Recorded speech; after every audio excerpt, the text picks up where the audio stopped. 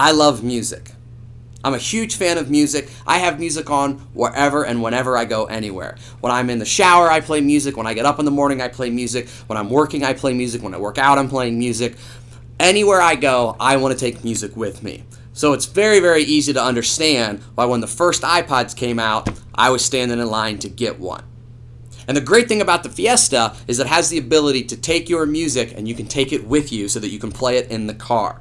Whether it's actually taking an iPod or any other sort of MP3 player and hooking it directly into the car, or when things come out, you're going to be able to use Ford's sync system in order to have your music with you. And for me, that's a major factor. So, we've got the iPods. And what we're going to do is we're going to compare a little bit about the different generations of iPods that came out and some of the style and the design features along with some of the interactive capabilities. So here we go. Let's talk about some iPods. So we've got some different Apples that we're going to take a look at, and that's the Apple iPod. Now the Apple iPod, and this is the first generation, was released in October of 2001 and immediately took the world by storm. Now this is one of the first generation iPods, and this actually has 5 gigs of space. You can see how thick it is, extremely thick. You can see how it's a little bit more cluttery. Now when this first came out, stylish, absolutely stylish. Apple wins awards year after year for the style of every single thing that they do. They put a lot of thought and effort into what will people think is stylish that also maintains its functionality. The first iPods came out with what's called a round wheel, and it literally moved around and around and around. So you can see a little bit there of what the backlight and what the interactive menu was, so to say. Now, not too long after that, because Apple is never good with whatever they have. They're constantly working to improve everything. They came out with the second generation. Now, the difference between the first and second generation is pretty significant, but not completely. It's a little bit thinner, yet it actually has double, actually even more than double. This scores 40 gigs versus 5 gigs, so it has 8 times as much music can be stored on this, and yet they're about the same. Now, a little bit of the difference started in the way that you could actually interact with this and your computer. However, for the most part, the color of the iPod itself, the design was a little bit different on the second one, but it still has some very similarities. Instead of an actual wheel that moves around and around and around, Apple incorporated the touch capabilities on the surface right here. So all of the buttons just went by your touch. So the wheel, even though it went like this, went around and around. Now, my battery power is running out because this is an extremely old iPod that, unfortunately, if it's not plugged in to a specific charger, a regular charger doesn't even work on it anymore, then it won't charge and it won't stay on. So you could see that it was still black and white on the interactive screen there. Now, in evolution of things, there are what are called great leaps, and it's in those time periods that an item, a race, goes from one thing and takes a giant leap to the next level. And that's what happened when iPod came out with their 4th generation.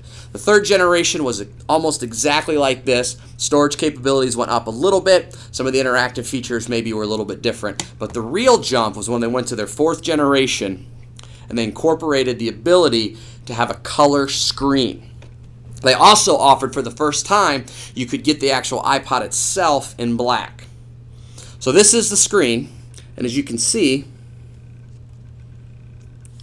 it's full color. Now, the first family of 4th generation iPods were still just music, but they had a color screen, and because of that, they would also offer photos. The next thing that happened is they kind of stuck with the same model, but they actually incorporated the ability to use video. So now what you got is here's your 1st generation, the very first iPod to come out, and now you're sitting at this. At about 2005 or so. A huge leap. 5 gigs, 80 gigs of music. So a few thousand songs, not even really quite that, to almost an unlimited amount of potential for space. This one is even a little bit thinner. They started to make them a little less boxy, streamline them a little more. So now you've got the 5th generation time frame somewhere in there. And again, Apple is one of those companies, they come out with this new thing every single time they possibly can. So as soon as you think you've got the coolest, the latest, and the best, they're going to go ahead and pop you another one. So you got to go buy that one if you want to stay hip and cool. After they got this, they'd been working on a technology for a long time, and they finally got it down to the point where they were going to be able to use it for iPods, and they came out with technically what was considered to be a new iPod, but it was still just an iPod, and that's the iPod Touch. And the iPod Touch literally took the iPod to the next level. Another great leap, if you will. And the thing with the iPod Touch is exactly what it says, because it became an interactive gaming device, basically, along with that. So with the iPod, you now have the capability to have music, videos, and photo. And when this first came out, because of the way that the memory works, and one of the reasons that it's a little bit different, is this uses a different type of memory than the traditional ones do. So this will hold 80 gigs. This is a 32 gig model. It's so much thinner. I mean, it's beyond thinner. So now they became much more sleeker. They became much more easy to carry around, less likely to lose. And it's really cool the fact that you can have the interaction with a touch screen. And from a stylish standpoint, this won many, many, many, many awards. iPod is basically has a monopoly on the portable music player system. More people carry iPods than any other music players combined. Millions and millions of iPods are sold every single year. And once they came out with the iPod Touch, they continued to be a driving force in the portable music industry. And after that, they came out with their next generation of their iPod Touch, which basically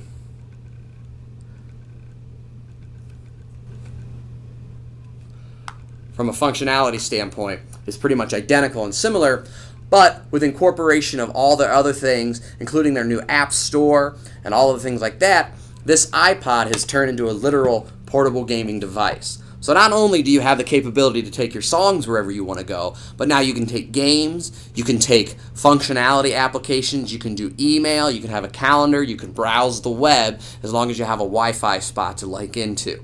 So we've gone in just about 8 years from the release of the first iPod, which by now looks pretty ugly, but it's still kind of cool, to what now is considered the hippest, coolest possible portable music system and gaming system now available on the planet. So there you've got it. 5 different iPods, all technically an iPod, but each one is unique, different in the way that it's designed and its functionality. But unfortunately, these don't taste anywhere nearly as good as Apple's.